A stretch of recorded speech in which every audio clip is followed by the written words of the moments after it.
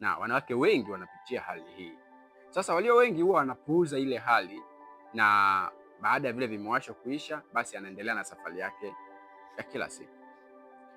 Acha nikwambie kuwa baada ya kuwa umemaliza period na kuanza kupata hiyo hali ya miwasho na vitu vingine, mara nyingi unashauriwa kuchukua hatua ya kubadilisha pedi unazozitumia na kubadilisha aina ya kiosheo unachotumia kuoshea au kusafisha sehemu zako za siri, ili kuweza kuondoa ile hali ya miwasho ambayo inajitokeza mara baada ya wewe kumaliza hedhi.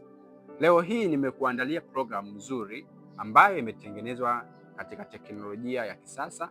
Ndani yake hakuna kemikali wala viambata vya sumu. Itaweza kukusaidia wewe kuwa kama kiosheo ambacho utakitumia baada ya kumaliza period. Siku 3 baada ya kumaliza period utaendelea kutumia ili kuweza kuua wale bakteria waliosababishwa na zile kemikali za pedi uliotumia, au kuweza kuua bakteria ambao hutoka kwenye via vya uzazi kupitia ile uchafu unaotoka na ile period yako.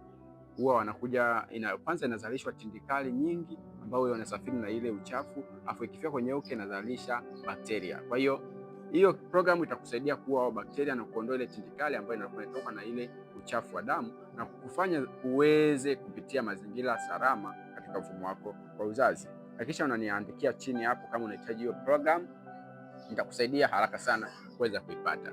Lakini vile vile kama unahitaji ushauri wa kina zaidi, unaweza kuchukua namba kwenye bio, nipigie simu tuweze kuangalia namna sahihi ya kuweza kukusaidia.